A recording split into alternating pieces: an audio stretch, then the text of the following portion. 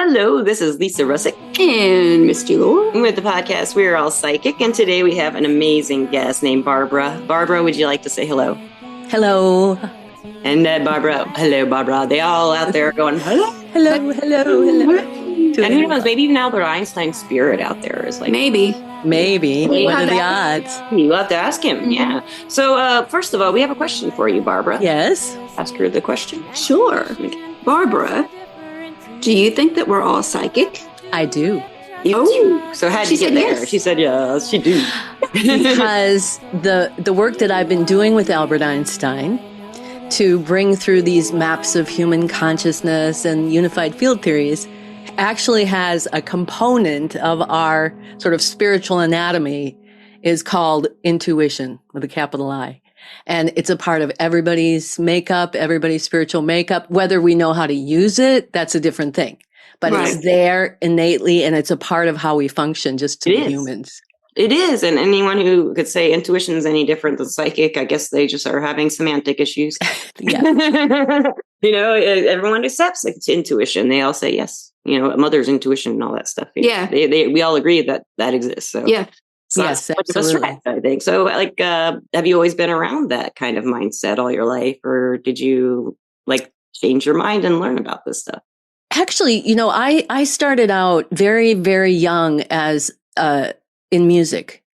So I started teaching myself to play piano when I was about 5, and then writing music when I was about 12 or 13. And it was very supernatural in that I said I felt like I went out into outer space and was listening for the song, and I would hear the first part of it and I'd, bring it through, and then I'd play that and I'd play another bit of it and I'd hear and listen. Ooh. So that's really the same way that when I started to channel, how I describe how that went. So, when did that start for you? When did you practice? Did you just start, or did you? Well, I started to see a psychic when I was in high school, and that was decades ago. And that was not because I was looking for a psychic, but my friend's mom happened to be a psychic and gave readings. And one of my friends said, "Hey, you got to come and see what Mike's mom does." What does Mike's mom do? And she would go, she had this beautiful picture of Jesus behind her, and she would completely go away. She said she didn't remember anything that was said, and she would come through these beautiful messages of love and compassion. And for me, they were talking about my music and how I was going to heal the world, traveling around, healing them. So I knew what it was, but then it was 1987. So I started channeling at 16. It's been about whatever. Started writing music when I was 12. Anyway, in 1987 is when spontaneous automatic writing happened to me. Yeah. How'd that happen for you? Did you just sit down and start? No, I was writing a letter to my friend, and it was kind of a judgmental letter telling her, because I was fighting all the time with people. Just sounds like me now. Right. Just looking for a fight sometimes. And I was writing this letter telling her how bad it was to make judgments, right? Yeah. Make a judgment. Yeah. And suddenly I'm not great. I'm typing these words that are saying, yes, because when you make judgments, you close down your perception like a lens closing down, and you only see a very small part of the whole picture. And do you remember writing it, or was it just there? No, I remember writing. I still have these papers too. I still have the letter. Cool. And so I started doing a question and answer, questioning, because also I was a fan of Jane Roberts. She channeled Seth, and Edgar Casey. He channeled. My mom loves him. Right. Yeah. So this wasn't a stretch, but that I was doing it, and I was like, well, who are you? And the answer was sound. Cool. And to me, who used to go into was still writing music, going into the outer space and hearing music, it made sense to me. But they told me a whole lot of things about how my life was going to change, and I'd going to be going on this mission. And I don't even know what I thought it meant. right? Yeah. It How was old? like, You said that was 1987? yeah. So that was Okay. maybe 32. I was maybe 32. And I had been reading tarot cards. So I was very familiar with psychic stuff. But I thought after writing, it took me about a year before I thought, well, maybe I can talk like Eunice did, like Mike's mom did. Yeah. So And I went to a party one day and I said, look, you guys, this weird thing is happening. I don't know what I'm doing, but here's what it is. I want to try to like channel. I don't know. We didn't call it channeling. I want to try to do this. And there was one guy in the back who was like totally sarcastic and skeptical. Oh, yeah, I just bet. And I said to him, look, I don't care if you believe it or not. I'm not here to prove it, but just be respectful. Like, don't like mock me while I'm trying to do this, if you wouldn't mind. And he was like, yeah, okay. good for you. And I closed my eyes and there was like this, it was almost like a wind coming from from the toes up through my body. And I just started to speak and talking to people individually. My eyes were closed. And when it was all done, I opened up my eyes and people were weeping and they're like, Do you remember wow, what you said? Did you remember what you said? Or did you feel like that's one of the spirit takes over kind of things? Yeah, it happens. Yeah. That? Wow. Yeah. Yeah. So that was the beginning of me becoming a professional psychic channel. Oh, wow. Yeah. And offering that services to people. And I gave 2 free readings to 2 of my friends and said, if this is of value, feel free to pass my number along. I think I charged $25 or something. And people started coming. It's just great. So, Missy, you got a question? Well, so we're channeling now. So tell us, how did Einstein come into the picture? Yes, listeners. Well, he didn't come in right away. Okay. What happened was in 1993, I thought, you know what? I want to do a group. I want to channel a group like Jane Roberts or Esther Hicks or people who chant. What would these voices say in a group? And by the way, Eunice always described it as she was an antenna, that she would just pick up this higher information and tell you. There was no dead people or spirits or angels.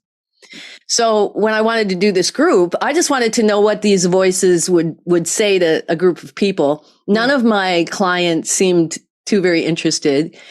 And one day a referral showed up, Teresa McMillan, and she sent about 6 other women over the course of the next few months. And then she sent her best friend, Kim Phelps. And when Kim came, everything changed because she took her recording home of her reading. She transcribed it. And then she called me back and said, well, what does this mean? And what does this mean? No one had ever went through it.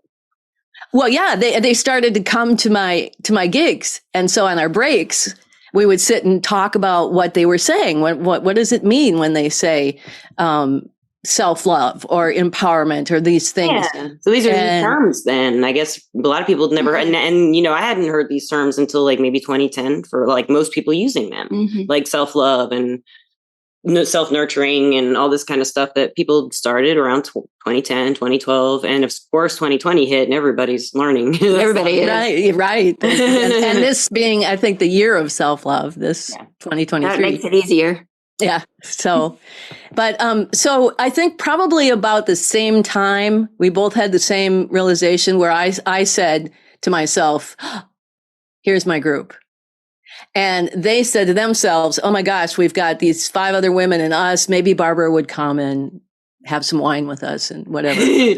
And so we had our very first group channel in December of 1993. And it's from that everything has come from. And when they asked, Kim and Teresa said, who are you? They said, you can call us angels. And I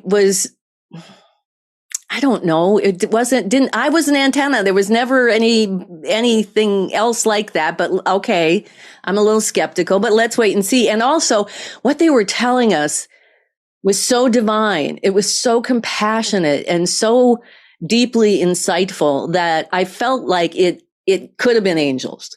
Yeah. And not just the, sort of airy fairy, we all have to think loving thoughts, but really compassionate language in the face of some hard topics and hard wow. truths.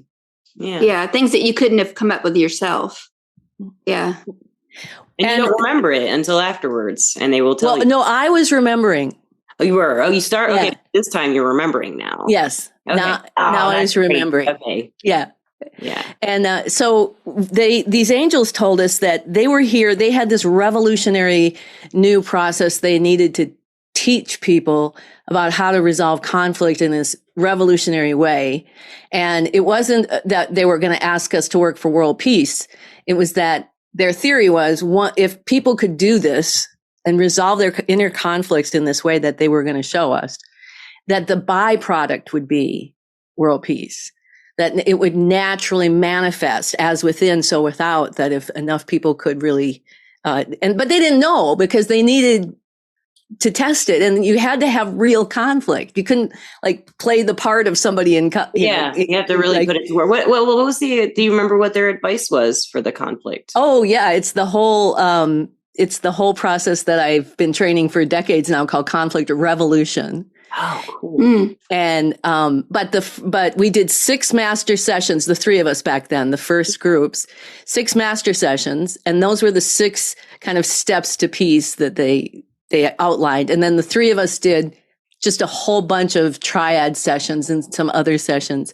And as we learned how to resolve our conflicts, in the first book that we published, Diaries of a Psychic Sorority, Talking with the Angels, it's our diaries. It's our diaries, and it's for our first fight, our first religion fight, and how we went and got the transcripts of that particular session and read, if you are involved in a conflict, the root of your part is within you. And that was revolutionary to me. Yeah. I was a blamer and a victim. And like, what? It's inside me. And so that book, when we published it, led us to get a literary agent. And she called me up one day and said there was a tabloid in London, like a paranormal tabloid, that was looking for an interview with Princess Di on the 1-year anniversary of her death from beyond the grave. Mm-hmm. And I didn't know what to say because, the dead people by then were coming to me. I was able to communicate with people who had passed on and other people in Alzheimer's states and autistic people. So I'd never actually thought of going to a famous dead person and what? So I thought, okay, I'll try it. I'll see. And I channeled the questions and the answers, just typing. And then I printed it off and went and read it and just wept. It was so profound. And it was well, what did it say? Yeah. Well, it talked a lot of different things. It talked really in depth about her relationship with Dodie and how, like, she was in this place where she didn't want to be worshipped. Right. She didn't want to be royalty. She didn't want that. And everywhere she went, Right. It was terrible for her and here he was from that culture, right? From the Middle Eastern culture that has a really particular way that you relate to women in the first place. And then he was just enamored of her. She was Princess Di. Diana. Yeah. So that night at the restaurant, they were having these conversations about how we gonna resolve this. And they kind of came to this compromise and this truce about, okay, I can't stop you from worshiping me, but you got to understand that I'm going to be this way. And so when they left, she talks about how when you get into that position of fame and notoriety, that you get this idea that like you can outrun the paparazzi. Like, it becomes kind of it wasn't a game, but there was some kind of play in that as like, let's just outrun them. Yeah, let's show them. Yeah. Yeah. And there's this unrealistic elevation of fame, right? Mm-hmm. And so she talked about how she left and then was like, oh no, and then came back and she saw herself there. She was still alive and thinking about her children and not wanting to let go of her children. She talked about her children and what they're going to, what she sees them coming into, which I think is really interesting that it really kind of did come to play years later when we see Harry and William. But her last message was, I'm here to say, make peace. And the idea is if 40 million people who love her hear her from beyond the grave saying, the most important thing is to make peace. She said, we're all stars in heaven. Yes. And so I was overwhelmed with the message. Wow. And, the tabloid flew me out to New York City and we spent 5 hours and filmed me in front of the St. Regis where Elton John apparently wrote Candle in the Wind and blah, blah, blah. And they didn't want the interview. No. And I do. Yeah. Have it. I published it. This was my next book was Party of 12, The Afterlife Interviews. Okay. Because after they didn't want it. And now years later, I see because they were looking for Charles and Camilla information. They wanted that. No, they're not getting what they want out of her. And think about her. She was not even going to mention their names. No. Yeah. And that's how you knew it was her because she wasn't going to go there. Right. Exactly. Exactly. So my agent and I sat down and she said, well, what if we made a list of famous people we want to talk to and see what it's like, okay. So I'd imagine in my head, I'd go to Elvis. That's what I was going to say. The king. Yeah. And he said he had gotten enough trouble already. And Mother Teresa, she was tired. And I bet she's tired. Yeah. Imagine, man. Yeah. And then the second person was Nicole Brown Simpson. Oh, that's a good one. And that was really interesting, where she talked about the influences of I don't know if you call it racism or reverse racism or whatever kind of racial dynamics that OJ grew up with, and then went into the white dominant society and had to get ahead. He felt like he had to play this game but that festered this anger in him. And I mean, it was so complex and really deep. And plus I always thought, oh, you die and you go into this peaceful place. And she's like, oh, not when you leave your children behind having been murdered by their father. No, you don't do that. But I'm working on it. Wow, really? Because I was thinking the same thing. I know. That's what I thought too. But in the end, I thought she's really the one that's teaching us about forgiveness. She's the one who has to figure out how to forgive and accept. She had to figure it out. Yeah. She's still trying to figure it out. Yeah. So that was really interesting. And then John Kennedy, that was also very interesting. Everything he says now has come out about when he said how he was killed. It's all just now come out about the CIA and everything. So but when we got to him, he told us, we'll be telling you who's coming from now on. You don't have to guess. Oh, you have to pick one. They will just come. Okay. Yeah. Okay. And so Jackie O was up. Of course, yes. And then Albert Einstein.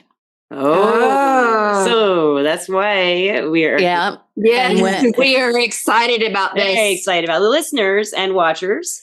Barbara is she's offered to channel Albert Einstein for us on the podcast. Mm-hmm. And we have she said we had to have some questions. And I have a question I'd like to go first, if that's okay with you. Okay. Do you want to channel now? No, do you want to? Are you ready? Well, I'm just, I'll take a moment just to, get into my headspace. If you want to go now, then let's do it. Thank you. I'll just take a few deep breaths and turn inward to where we can connect with that non-physical place that we all share in that realm of spirit, in our eternal place. And we will command that only the most divine light shine down upon us at this time.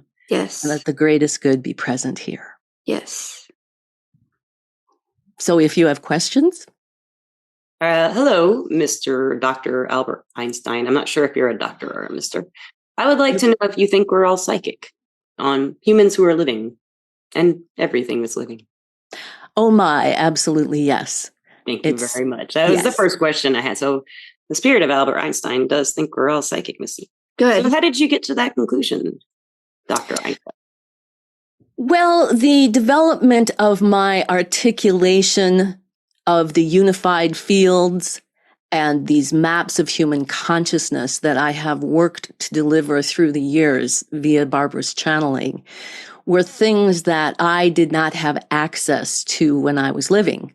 I never did understand what that unified field was. But after I left my body and experienced the transition into afterlife and began to explore what the sort of the rules of afterlife were, of the nature of this non-physical world, I began to put the pieces together from this side of how humans can have this human experience, how the universe is manifest. And in that exploration, one of the first things that I discovered was that you can't have a unified field explanation or theory, whatever you're going to call it, without writing into it the nature of human consciousness. Yes. Okay. What do you think the nature of human consciousness is, or what have you found it to be? It is, first of all, that compassion, a very specific explanation of compassion with a capital C, is what we call the fifth fundamental force of the universe.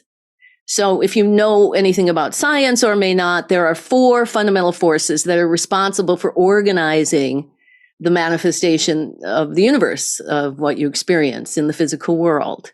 Electromagnetics, gravity, strong nuclear force, and weak nuclear force. But compassion, with a capital C, is the intelligence that uses the 4 fundamental forces to impel the creation of matter one step at a time. So it's basically, you could call it God or the creator or the divine intelligence, whatever it is. We use compassion with a capital C because there's 3 things that compassion does to those 4 fundamental forces. First of all, it creates like a compass that draws circles. It creates circular membrane domains, we call them, which create the compilation of your consciousness. So each of you have at your root in the source your own compilation. It contains all the mathematics of your whole life experience, of the entire universe, of everything you're going to experience while you're sitting there in Alabama in 2023. All of that mathematics starts in that root compilation of consciousness. So it's compassion impels energy to create these particles, these compilations. And the second thing it does is then it aligns those compilations to true north on the earth, because the origins of everything is literally located in the center of the earth. The source, the void, the 0 point gravity is all located in the center of the earth.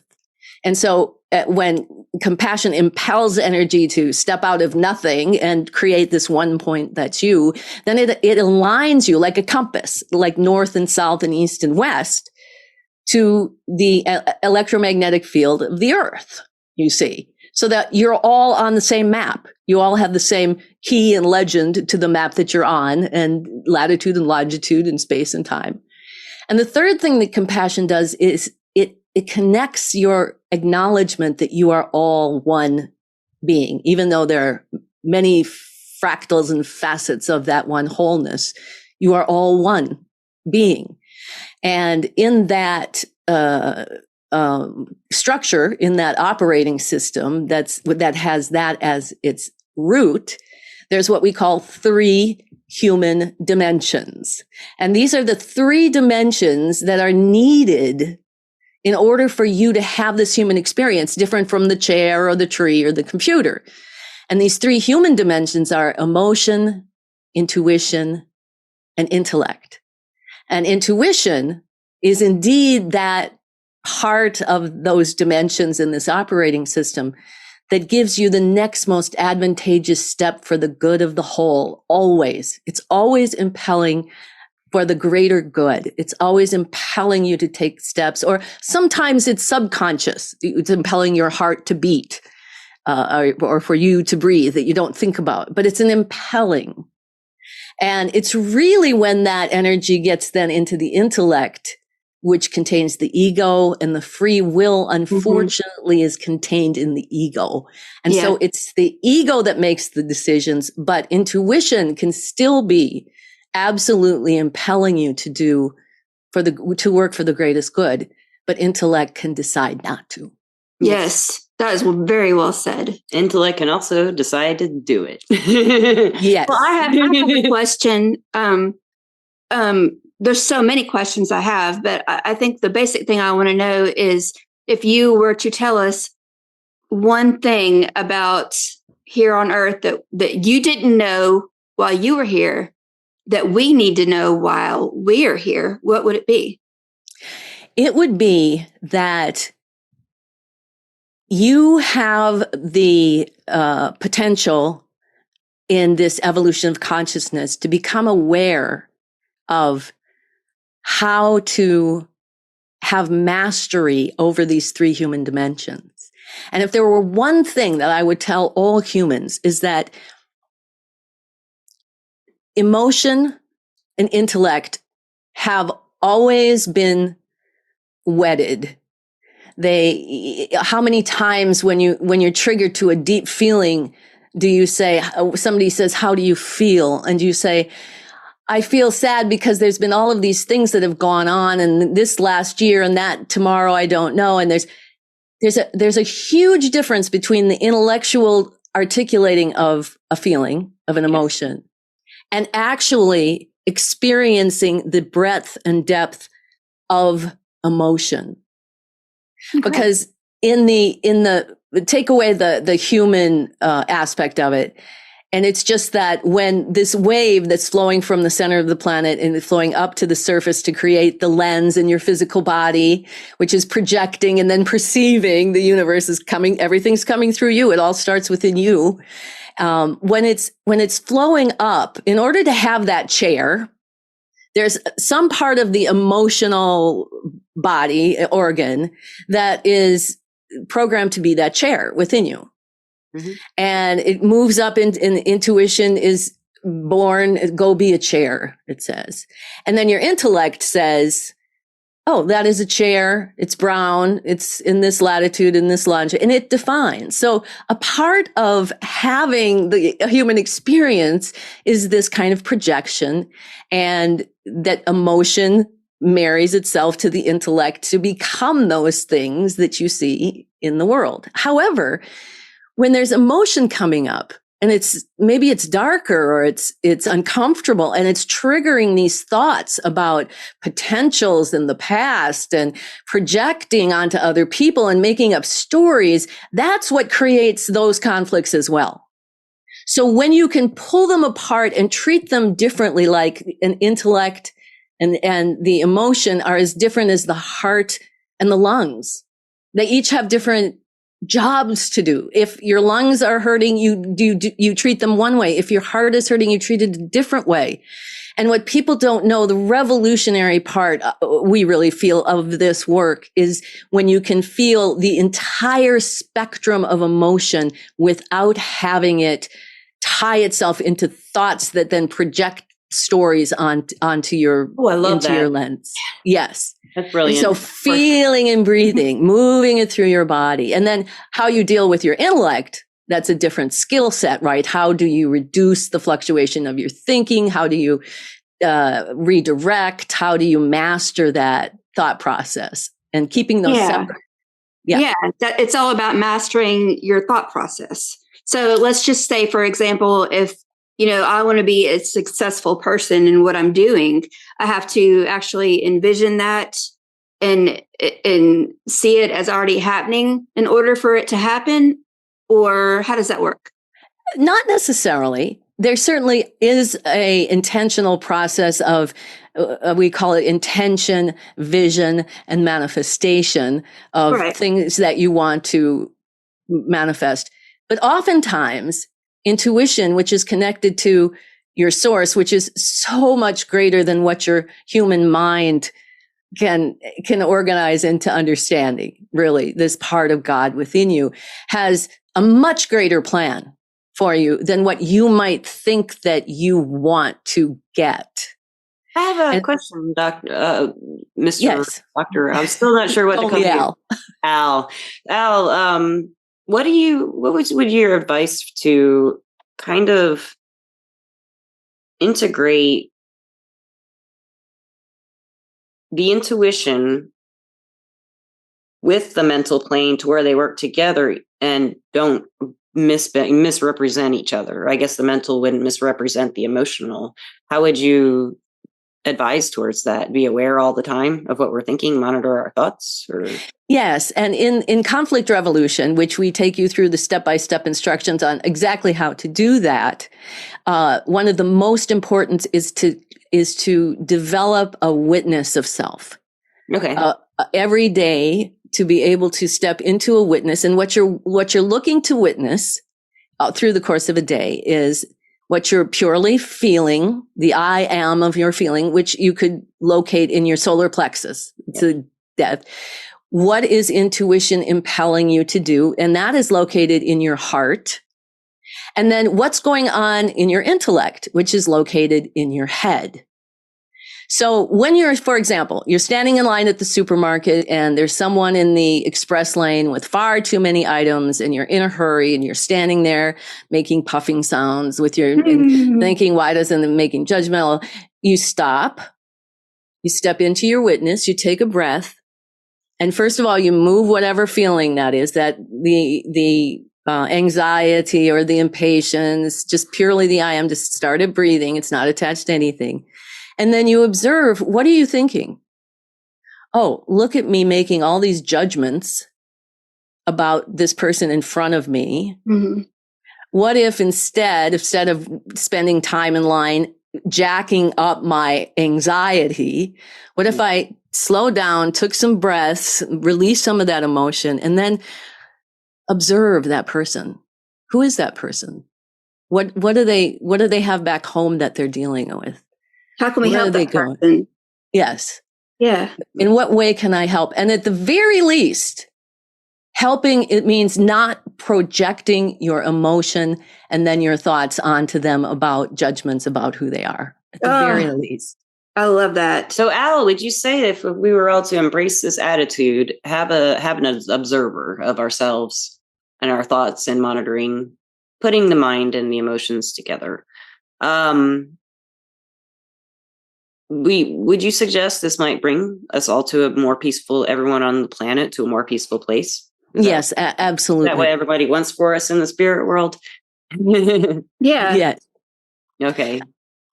Absolutely. We'll get there. You think we'll get there, Al? Yeah. I want to know what, looking at this place right now in this world that we're in right now, I know it's a lot different compared to when you were alive as a human. What do you see, happening if something doesn't change? Well, the possibility exists that humankind can go extinct at this point. Mm-hmm. That is a possibility. And because what persists, we're suggesting that instead of resisting that reality, to be able to say, you know what, we could create that, but let's choose not to. Yes. Let's start to choose a different way. Upfront. Yeah. Well, how can we do that? Like, how can Misty and I start doing that? Yeah, how can we do that as everyday? How can one person start doing that? Right. Well, and these are the beginning steps, because if you take the unified field that we're talking about here, that when you align to compassion, which means you're letting your emotions flow freely, all of them too. Don't buy into any of that. You shouldn't feel anger. You shouldn't let anger trigger thoughts that then make you act in retaliatory ways. But hurt you, yeah. You need to feel the whole gamut of every emotion that you have. And think of it like when you have the color spectrum. If you took out the color red, you wouldn't have the colors that you have on the planet right now. So you need everything. So that's the first thing, is to let that flow. Then in that comes the intuition, the next most advantageous step. And then comes, what are we going to do with those intellectual thought processes? How are we going to reduce the thinking of the mind? And when you do that on a microcosmic level, so it's just for you. This is self-love. This is taking care of your emotions. This is listening to the intuition. This is taming the intellect. That is the highest form of self-love, and creates this alignment to the source and compassion and source energy flowing through you. And if you're working that way, intuition is going to lead you exactly where you need to go to advance the good of all, for the good of all. And if you're making decisions based on your intuition for the good of all, it's starting with yourself and self-loving. That's right. Yeah, it is. Yes. Then you change your microcosmic world. You're going to change your relationships to people. But what we're saying right now is that because the world is in this place, we want to call out to the participation of the willing, who are willing to do this as a way to say, when that energy is aligned within you, you don't have to know what to do except what your intuition tells you, because now you're going to be able to manifest greater miracles and good through you without going directly into the realm of the conflict and the lens. It's going to happen naturally, because as within, so without. Oh, so true. Thank you so much, Al. And I will let you go back to wherever you may go. And I'm sure you're exhausted from talking so much. Thank you very much, though. Yes, really thank you very much.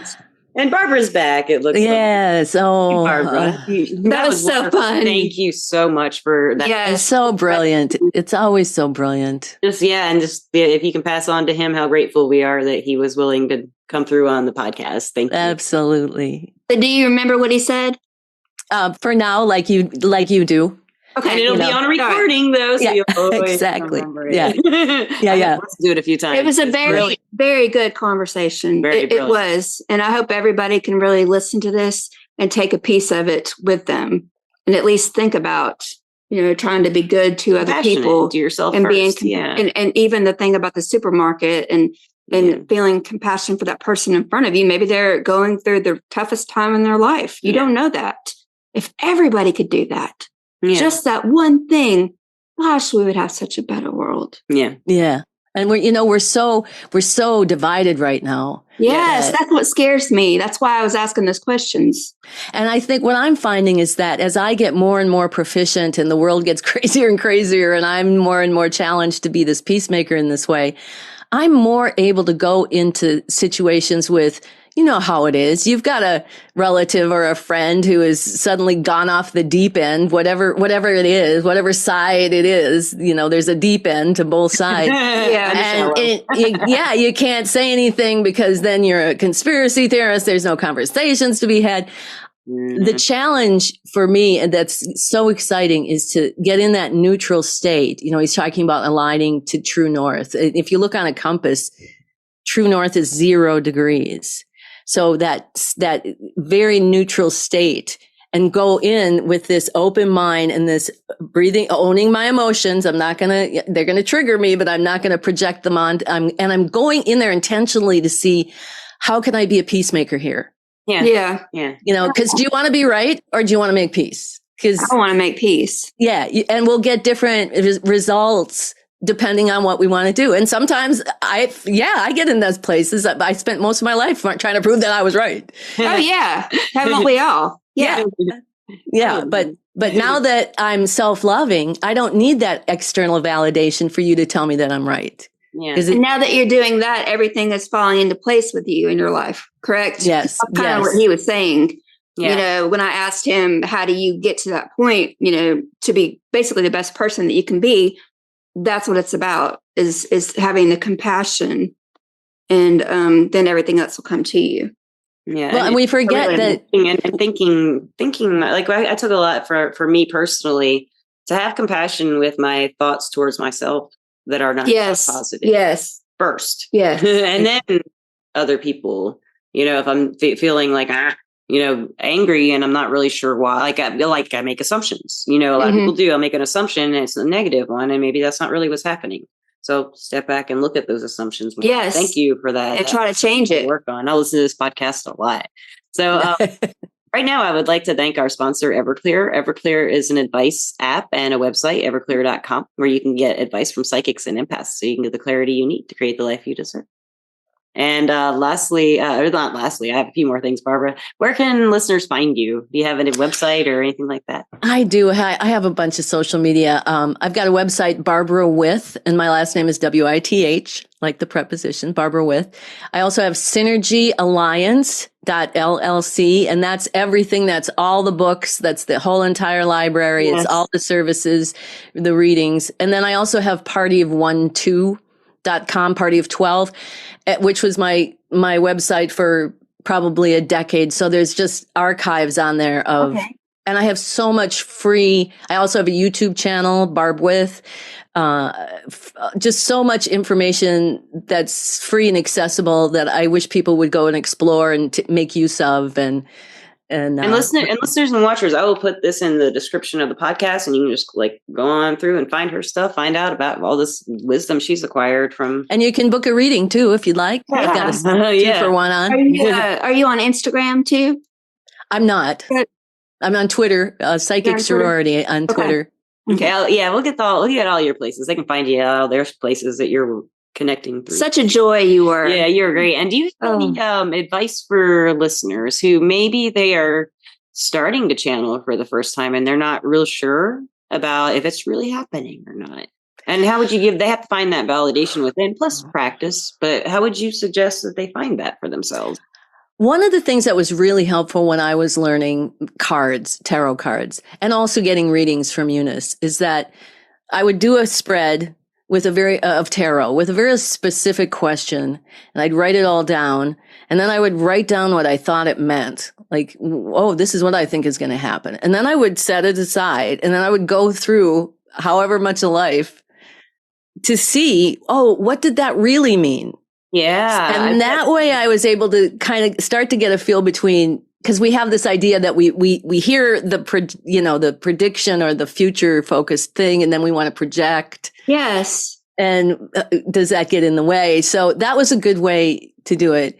And also that, I had to go through a lot of training in the beginning. I had to go through a lot of mistakes and readings where my ego got in the way and kind of mucked stuff up. And you have to learn from them. You have to go through it and learn from them and be really I am a servant to the greatest good. And that's a real good practice at forgiving yourself and not seeing yourself as, having to be perfect. Yeah.